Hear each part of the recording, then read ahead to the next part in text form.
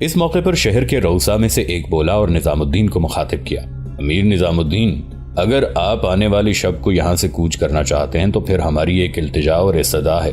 जवाब में निजामुद्दीन कहने लगा, आप मेरे साथ इस कदर आजिजी और इनकसारी से गुफ्तगू ना करें, कहें आप क्या कहना चाहते हैं। इस पर उस रईस को हौसला हुआ और कहने लगा, हमारी ख्वाहिश है कि आपका और आपके पूरे लश्कर का आज रात का खाना हम शहरियों के तरफ से हो। यूं जान लें कि हम आपकी और आपके लश्कर की अलविदाई ज़ियाफत करना चाहते हैं और मुझे उम्मीद है कि आप इनकार नहीं करेंगे। निजामुद्दीन मान गया। इसके बाद सब फसील से नीचे उतरे। निजामुद्दीन, आरिज़ ज़ुज़नी और बरगा खान अपने खैमागाह की तरफ चले गए, जबकि शहर का साबिक हाकिम और रऊसा लश्कर की ज़ियाफत का सामान करने के लिए दूसरी समत हो लिए थे। निजामुद्दीन अपने खैमे में दाखिल होकर थोड़ी ही देर बैठा होगा कि खैमे के दरवाजे पर ओलून नमूदार हुई। निजामुद्दीन ने जब उसे अंदर आने के लिए कहा तब ओलून आगे बढ़ी, निजामुद्दीन के सामने बिस्तर पर बैठ गई, फिर कहने लगी, मैंने सुना है कि आने वाली शब को हमारा लश्कर यहाँ से कूच करेगा। निजामुद्दीन ने अपने सर पर बंधा हुआ इमामा अपने दोनों हाथों से दुरुस्त किया और कहने लगा, तुमने ठीक ही सुना है ओलून। थोड़ी देर पहले कुछ मुखबिर आए थे जिन्होंने हमें सुल्तान के महल्ले वकूअ से आगाह किया है, लिहाजा आने वाली शब को हम यहाँ से कूच करके सुल्तान का रुख करेंगे। निजामुद्दीन के इन अल्फाज पर ओलून कुछ फिक्रमंद सी हो गई थी। कुछ देर तक गहरी सोचों में डूबी रही। इस मौके पर गौर से उसकी तरफ देखते हुए निजामुद्दीन ने पूछ लिया, अब तुम कहाँ खो गई हो? ओलून फिर सोचों में डूबी रही। यहाँ तक कि निजामुद्दीन फिर बोल पड़ा, लगता है तुम यहाँ से जाना नहीं चाहती। अगर ऐसी बात है तो फिर मैं यहाँ तुम्हारी मुस्तकिल रिहाइश का इंतजाम कर सकता हूँ। इन अल्फाज पर ओलून चौंक पड़ी और कहने लगी, आप किस किस्म की गुफ्तगू कर रहे हैं? मैं तो एक लम्हा भी कहीं आपके बगैर कयाम नहीं करूंगी और ना ही कर सकती हूँ। मैं ये सोच रही थी कि जब आप अपने लश्कर के साथ यहाँ से कूच करके सुल्तान से जाकर मिलेंगे तो सुल्तान को मेरे मुतालिक क्या बताएंगे? निजामुद्दीन हंस दिया और कहने लगा, ओलून तुम भी अजीब सी मासूम लड़की हो। देखो, जब मैं सारा सामान जो हमने इकट्ठा कर रखा है लेकर सुल्तान की तरफ जाऊंगा तो सुल्तान से तुम्हारा तारुफ कराऊंगा कि ये चंगेज खान के करीबी रिश्तेदारों की लड़की ओलून है, इस्लाम कबूल कर चुकी है। परगा ताइचौत कबीले का सरदार था, ये भी अपने साथियों के साथ इस्लाम कबूल कर चुका है और ये लड़की जो अब मुसलमान है और जिसका नाम ओलून है, मेरी मंगेतर है। मेरे ये अल्फाज जो मैं सुल्तान से कहूंगा, अगर इन अल्फाज में कोई तब्दीली चाहती हो तो बता दो, मैं वो अल्फाज भी सुल्तान से कह दूंगा। ओलून ने नफी में गर्दन हिलाई, फिर कहने लगी, जो कुछ आपने कहा है मेरे ख्याल में यही काफी है और मुझे उम्मीद है कि सुल्तान भी मेरे साथ मेहरबानी और शफकत से पेश आएंगे। जवाब में खुशकुन अंदाज में ओलून की तरफ देखते हुए निजामुद्दीन कहने लगा, ओलून तुम फिक्रमंद क्यों होती हो? मैं तुम्हारे साथ हूँ। सुल्तान जलालुद्दीन और बड़े नर्म मिजाज के आदमी है, मेरी बात याद रखना, वो तुम्हें देखकर बेहद खुशी का इजहार करेंगे। निजामुद्दीन के इन अल्फाज पर ओलून खुश हो गई। फिर निजामुद्दीन को मुखातिब करके कहने लगी, कूच करने के लिए खैमागाह किस वक्त उखाड़ी जाएगी? जवाब में निजामुद्दीन कहने लगा, ओलून आज रात का खाना शहर वालों की तरफ से हमारी अलविदाई ज़ियाफत है। यहाँ से कूच इशा की नमाज के बाद होगा। मगरिब की नमाज के बाद खैमे उखाड़ कर तय कर लिए जाएंगे और अपने कूच की तैयारी को आखिरी शक्ल दे दी जाएगी। इशा के फौरन बाद हम शहर से कूच कर जाएंगे। यहाँ तक कहने के बाद निजामुद्दीन जब खामोश हुआ तब ओलून किसी कदर फिक्र भरी आवाज में कहने लगी, जो मुखबिर आए थे, क्या आपने उनसे पूछा कि इन इलाकों में मंगोलों का कोई लश्कर तो नहीं है? ऐसा मैं इसलिए कह रही हूँ कि मंगोल छुपकर धोखाधड़ी से काम लेकर हमलावर होने में बड़े माहिर हैं। आपके हाथों न सिर्फ उनके 30,000 लश्कर को नुकसान पहुंचा बल्कि वो कालिवीन शहर को भी फतह न कर सके। ये भी उनके लिए एक बहुत बड़ा चरका और कल्क है। कहीं ऐसा तो नहीं कि वो यहाँ से हरात की तरफ गए और हरात पर गलबा पाने के बाद वो कहीं घात में बैठ गए हों और जब हम कालवीन शहर से निकलकर सुल्तान से जा मिलने का रुख करें तो वो अचानक हम पर हमलावर होकर हमें नुकसान पहुंचाएं? निजामुद्दीन कहने लगा, ओलून फिक्रमंद न हो, ऐसी कोई बात नहीं है। जो मुखबिर आए हैं उन्होंने तफसील के साथ बताया है कि तोली खान हरात से चंगेज खान की तरफ जा चुका है। अब उन इलाकों में मंगोलों का कोई लश्कर मौजूद नहीं है। यहाँ तक कहते कहते निजामुद्दीन को खामोश हो जाना पड़ा, इसलिए कि शहर में मगरिब की अजानें सुनाई दी थी। निजामुद्दीन उठ खड़ा हुआ और ओलून की तरफ देखते हुए कुछ कहना ही चाहता था कि ओलून भी खड़ी हो गई और निजामुद्दीन को मुखातिब करके कहने लगी, आप नमाज के लिए मस्जिद जाएं, मैं भी अपने खैमे में नमाज अदा करती हूँ। इसके साथ ही ओलून अपने खैमे की तरफ चली गई और निजामुद्दीन मस्जिद का रुख कर गया था। उसी रोज मगरिब की नमाज के बाद शहर वालों की तरफ से ज़ियाफत का बेहतरीन एहतमाम किया गया और फिर इशा की नमाज के बाद निजामुद्दीन अपने लश्कर को लेकर कालवीन शहर से निकलकर उस शाहराह पर चढ़ गया था जो जोजन से होती हुई गजनी की तरफ जाती थी। सुल्तान जलालुद्दीन ने मंगोलों का मुकाबला करने के लिए मुख्तलिफ मकामात का रुख करते हुए अपने लश्कर में इजाफा करने की कोशिश की थी। इसी बिना पर वो निशापुर से गजनी की तरफ रवाना हुआ था ताकि वहाँ कुछ अरसा कयाम करके एक ऐसा लश्कर तैयार करने में कामयाब हो जाए जिसके साथ वो खम ठोंक कर चंगेज खान के सामने आए और छाती तान कर उसका मुकाबला करे। لیکن حالات کی ستم ظریفی کہ غزنی شہر کی طرف جاتے ہوئے سلطان جب زوزن شہر کے پاس پہنچا تو اس نے چاہا کہ کچھ آرام کرے تاکہ تازہ دم ہو کر وہاں سے منزل مقصود کی راہ لے، لیکن جب قلعے اور فصیلے شہر کا معائنہ کیا تو اس کی حالت اطمینان بخش نہ پا کر وہاں قیام کا ارادہ ترک کر دیا۔ اس کے علاوہ زوزن شہر کے لوگوں نے منگولوں کے ڈر سے سلطان کو وہاں ٹھہرنے کی اجازت بھی نہ دی۔ اس بنا پر سلطان مایوس ہو کر زوزن شہر سے بھی روانہ ہوا۔ اب سلطان نے بست شہر کا رخ کیا۔ بست شہر کی طرف جاتے ہوئے راستے میں سلطان کے مخبروں نے سلطان کو خبر دی کہ چنگیز خان ایک بہت بڑے لشکر کے ساتھ تالقان کے قریب پڑاؤ کیے ہوئے ہے۔ چنانچہ ان حالات کو سامنے رکھتے ہوئے سلطان جلال الدین نے 2-4 دن بست شہر میں قیام کر کے اپنے لشکریوں کو سستانے اور آرام کرنے کا موقع فراہم کیا۔ ابھی وہ وہاں ایک ہی دن قیام کر پایا تھا کہ اس کے کچھ مخبر وہاں پہنچے۔ اس وقت سلطان فجر کی نماز ادا کرنے کے بعد فارغ ہوا تھا۔ جب مخبر اس کے سامنے آئے تب سلطان کسی قدر پریشان ہوا۔ سلطان یہ سمجھا کہ شاید منگولوں کا کوئی لشکر اس کا تعاقب کرتے ہوئے بست کی طرف بھی آ رہا ہے۔ اس نے چاہا کہ وہ آگے بڑھ کر آنے والے مخبروں کو مخاطب کر کے پوچھے کہ ایک مخبر سلطان کو سلام کرنے کے بعد خود ہی بولا اور کہنے لگا، سلطان محترم، ہم ایک اہم خبر امیر نظام الدین سے متعلق لے کر آئے ہیں۔ تولی خان جس وقت ہرات شہر پر حملہ آور ہونے کے لیے پیش قدمی کر رہا تھا تو راستے میں اس نے کئی قلعوں کو فتح کیا۔ کالوین نام کے شہر اور قلعے میں اس وقت نظام الدین نے اپنے لشکر کے ساتھ قیام کر رکھا تھا۔ اس کے ساتھ چنگیز خان کی رشتہ دار وہ لڑکی بھی تھی جس کا نام اولون ہے، جس کے متعلق ہم آپ کو پہلے ہی آگاہ کر چکے ہیں۔ اس کے علاوہ تائچوت قبیلے کا سردار برغا خان بھی اپنے ساتھیوں کے ہمراہ نظام الدین کے ساتھ تھا۔ برغا سے متعلق بھی ہم آپ کو بتا چکے ہیں۔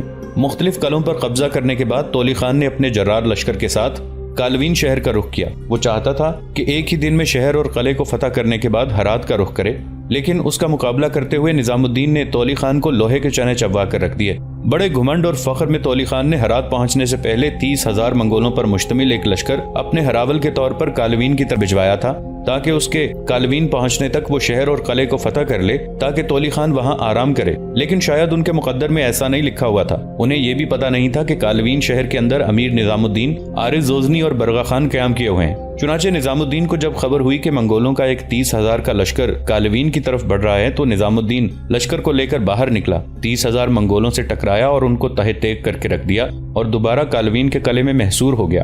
تولی خان کو جب اپنے ہراول کے اس نقصان کا علم ہوا تو بپھر گیا۔ کالوین کا اس نے محاصرہ کیا لیکن تھک ہار گیا۔ جو ہی اس کے لشکری شہر کی فصیل کی طرف جاتے، سامنے کی طرف سے تیروں کی ایسی بوچھاڑ موسلادھار بارش کی طرح برستی کہ تولی خان اور اس کے لشکری پیچھے ہٹنے پر مجبور ہو جاتے۔ اس طرح کئی روز تک تولی خان نے کالوین شہر کا محاصرہ کیے رکھا۔ آخر تنگ آ کر وہ ہرات کی طرف گیا اور ہرات سے نمٹنے کے بعد وہ مال غنیمت لے کر اپنے باپ چنگیز خان کی طرف چلا گیا۔ اس طرح کالوین پر قبضہ کرنے کی اس خواہش کو امیر نظام الدین نے ناکام بنا دیا تھا۔ اب امیر نظام الدین کافی ساز و سامان کے ساتھ آپ کا رخ کر رہے ہیں۔ دوسری طرف منگولوں کو بھی خبر ہو چکی ہے کہ نظام الدین، جس نے ان کئی سالاروں کو موت کے گھاٹ اتارا، جس نے ان کے کئی لشکروں کو بھی شکست دی، وہ کالوین سے نکل کر بست شہر کا رخ کر رہا ہے، تو وہ اس کے پیچھے لگ گئے ہیں۔ یہاں تک کہنے کے بعد مخبر رکا، پھر اپنی بات کو آگے بڑھاتا ہوا وہ کہہ رہا تھا، سلطان محترم، امیر نظام الدین اس وقت یہاں سے 15 سے 20 میل کے فاصلے پر ہوں گے۔ ان کے آگے بڑھنے کی رفتار اتنی تیز نہیں ہے، اس لیے کہ ان کے پاس کافی سامان ہے، جبکہ منگولوں کا وہ لشکر جسے ان کے تعاقب میں لگایا گیا ہے وہ بھی اتنے ہی فاصلے پر ہوگا، اس کے آگے بڑھنے کی رفتار تیز ہے۔ یہ خبر سن کر سلطان جلال الدین فکر مند ہو گیا اور آنے والے مخبروں کو مخاطب کر کے کہنے لگا، کیا نظام الدین کو خبر ہے کہ منگول اس کا تعاقب کر رہے ہیں؟ اس پر مخبر بولا اور کہنے لگا، سلطان محترم، یقیناً نظام الدین کو خبر ہے کہ منگول اس کے تعاقب میں لگے ہوئے ہیں، اس بنا پر وہ بڑا محتاط اور مستعد بھی ہے۔ اس سے آگے سلطان نے کچھ نہیں کہا، فوراً آواز دے کر اس نے عمر کافی کو بلایا۔ عمر کافی جب آیا تو سلطان نے پرجوش آواز میں عمر کافی کو مخاطب کیا، عمر کافی، ابھی اسی وقت فوراً لشکر یہاں سے کوچ کرے گا۔ نظام الدین، عارض زوزنی اور برغا خان کافی سامان لے کر ہماری طرف آ رہے ہیں۔ منگولوں کا ایک لشکر ان کے تعاقب میں ہے، یہ منگولوں سے ٹکرانے کا ایک عمدہ موقع ہے اور منگولوں کو شکست دے کر میں چاہتا ہوں اپنے لشکروں کے حوصلے بلند کروں۔ عمر کافی نے اس سے اتفاق کیا۔ پھر تھوڑی دیر بعد سلطان اور عمر کافی اپنے لشکر کو لے کر بڑی تیزی اور برق رفتاری کے ساتھ ہرات کی طرف سے آنے والی اس شاہراہ پر سفر کر رہے تھے جو بست شہر کی طرف آتی تھی۔ دوسری طرف نظام الدین بھی بالکل تیار اور مستعد تھا۔ اس کے مخبر اسے اطلاع دے چکے تھے کہ منگول اس کے تعاقب میں ہیں اور منگولوں کا لشکر بہت بڑا ہے، چنانچہ نظام الدین گھبرایا نہیں۔ جس وقت منگول 5 میل کے فاصلے پر تھے اور ان کے اس قدر قریب آنے کی خبر مخبر نظام الدین کو دے چکے تھے، تب نظام الدین نے اپنے لشکر کو روک کر وہاں ٹھہرا لیا۔ تولی خان کے جس لشکر کو نظام الدین نے کالوین شہر کے نواح میں شکست دی تھی، اس لشکر سے نظام الدین کو نہ صرف خیمے بلکہ بہت سے یورت ہاتھ لگے تھے جنہیں کئی بیل کھینچتے تھے۔ چنانچہ جو جانور سامان اٹھائے ہوئے تھے اور جو فالتو گھوڑے اس کے پاس تھے، انہیں ایک جگہ جمع کر کے ان کے آگے لمبے یورت کھڑے کر دیے گئے، جبکہ لشکر کے ساتھ نظام الدین بالکل تیار اور مستعد ہو گیا تھا۔ لشکر کو اس نے 2 حصوں میں تقسیم کیا، ایک حصہ اپنے پاس رکھا اور دوسرا عارض زوزنی اور برغا خان کی کمانداری میں دیا۔ اس موقع پر لمحہ بھر کے لیے نظام الدین کی نگاہیں اپنے پہلو میں گھوڑے پر سوار اولون پر پڑی، پھر چاہت بھری آواز میں اسے مخاطب کر کے کہنے لگا، اولون، کیا آج تم میری ایک بات مانو گی؟ اولون نے شکایت آمیز انداز میں نظام الدین کی طرف دیکھا، پھر کہنے لگی، امیر، آپ یہ نہ کہیے گا کہ میں جنگ کے دوران آپ سے علیحدہ رہوں، باقی جو بھی آپ کہیں گے اولون آپ کے سامنے اپنا سر خم کر دے گی۔ خدا کے لیے جنگ کے دوران آپ مجھے اپنے آپ سے علیحدہ نہ کیجیے گا، میں آپ کے ساتھ منگولوں کے خلاف جنگ کروں گی اور انہیں بتاؤں گی کہ اسلام قبول کرنے کے بعد میرے جذبے اور مستحکم اور منگولوں کے خلاف میری نفرت مزید گہری ہو چکی ہے۔ اس موقع پر نظام الدین کے چہرے پر سنجیدگی تھی، وہ خاموش رہا۔ اولون نے اپنے گھوڑے کو اس کے قریب کیا، پھر چاہت بھری آواز میں کہنے لگی، آپ بولتے کیوں نہیں؟ آپ خاموش کیوں ہو گئے ہیں؟ آپ مجھ سے کیا کہنا چاہتے تھے؟ جواب میں ہلکی سی مسکراہٹ نظام الدین کے چہرے پر نمودار ہوئی، پھر کہنے لگا، اولون، جو کچھ میں کہنا چاہتا تھا اس کا جواب تم نے پہلے ہی دے دیا ہے۔ اگر تم واقعی جنگ میں حصہ لینا چاہتی ہو تو میں چاہوں گا کہ تم ذرا پیچھے رہو، مجھے امید ہے کہ تم میری بات مان جاؤ گی۔ اس پر غور سے نظام الدین کی طرف دیکھتے ہوئے اولون کہنے لگی، میں جنگ میں حصہ ضرور لوں گی، اگر آپ کی یہ خواہش ہے کہ میں پچھلی صفوں میں رہوں تو ٹھیک ہے، میں آپ کا کہا مانتی ہوں۔ اولون کے ان الفاظ سے نظام الدین خوش ہو گیا تھا، پھر منگولوں سے ٹکرانے کے لیے اس نے اپنے لشکر کو بالکل تیار اور مستعد کر دیا تھا۔ منگول آتے ہی نظام الدین کے لشکر پر حملہ آور ہو گئے تھے۔ جوابی کارروائی کرتے ہوئے نظام الدین، عارض زوزنی اور برغا خان نے اس طرح تکبیریں بلند کی جیسے برسوں پرانی آگ کی بارش میں وحشی سمندر بری طرح دھاڑا ہو۔ اس کے بعد وہ بھی منگولوں پر ہر شے کو جلا کر صحرائی ذروں کی طرح حملہ آور ہو گئے تھے۔ کچھ دیر تک گھمسان کرن پڑا۔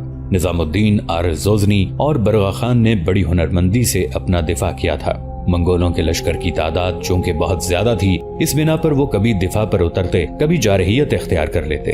ایسے میں اچانک فضاؤں کے اندر ان لکھے الفاظ، ان دیکھے خوابوں، بند صحیفوں تک کے راز دینے والی کرنوں کے الہام کی طرح تکبیریں بلند ہوئیں، اس لیے کہ اسی وقت سلطان جلال الدین اپنے لشکر کے ساتھ نمودار ہوا۔ پھر سلطان اپنے لشکر کے ساتھ اعصاب کو شل، اوسان کو خطا کر دینے والے طغیانیوں پر آئے ہوئے طوفان کی بے روک خوئے بت شکنی، سانسوں کو ویرانوں اور سینوں کو سلگا دینے والے اندوہ کی فراوانیوں اور آلام کے گہواروں کی خلش، آندھیوں میں سرگرداں نفرت کی کھولتی جوالہ کی طرح حملہ آور ہو گیا تھا۔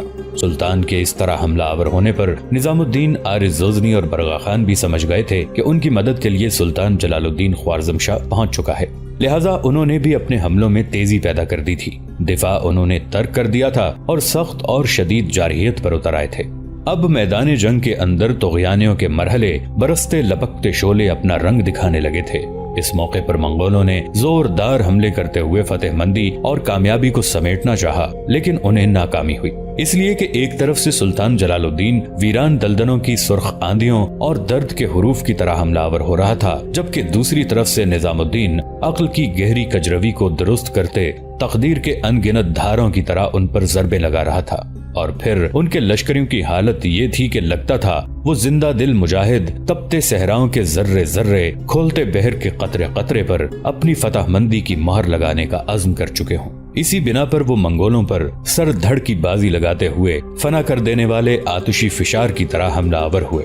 ان تیز حملوں کے باعث منگولوں کی حالت بڑی تیزی سے آزار بھری سوچوں اور بدبختیاں اوڑھے دھوپ کی سی ہو گئی تھی۔ تھوڑی دیر کی مزید جنگ کے بعد منگولوں کا ایک طرح سے قتل عام شروع ہو گیا تھا، لہٰذا منگول شکست کھا کر بھاگ کھڑے ہوئے۔ سلطان اور نظام الدین نے کچھ دور تک ان کا تعاقب کیا۔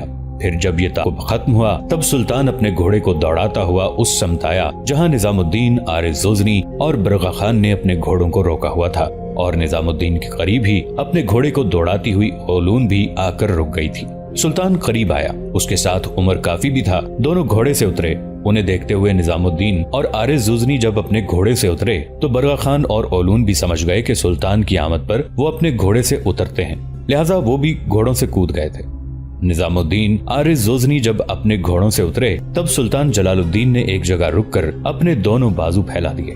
सुल्तान की ये हालत देखते हुए निजामुद्दीन और आरिज़ ज़ुज़नी भागे और सुल्तान से बगलगीर हो गए। फिर इसी अंदाज में वो उमर काफी से भी मिले। बरगा खान और ओलून भी करीब आकर खड़े हो गए थे। इस मौके पर सुल्तान ने बरगा खान की तरफ देखा, फिर कहने लगा, अगर मैं गलती पर नहीं तो ये बरगा खान है। और फिर सुल्तान आगे बढ़कर बरगा खान से मिला। इसके बाद सुल्तान ने एक गहरी निगाह ओलून पर डाली, आगे बढ़ा, उसके सर पर हाथ रखा, फिर निजामुद्दीन की तरफ देखते हुए कहने लगा, अगर मैं गलती पर नहीं, मेरे अंदाजे दुरुस्त हैं तो ये हमारी बहन ओलून है। निजामुद्दीन मुस्कुरा दिया और सुल्तान की तरफ देखते हुए कहने लगा, सुल्तान मोहतरम, आपका अंदाजा दुरुस्त है, ये ओलून है।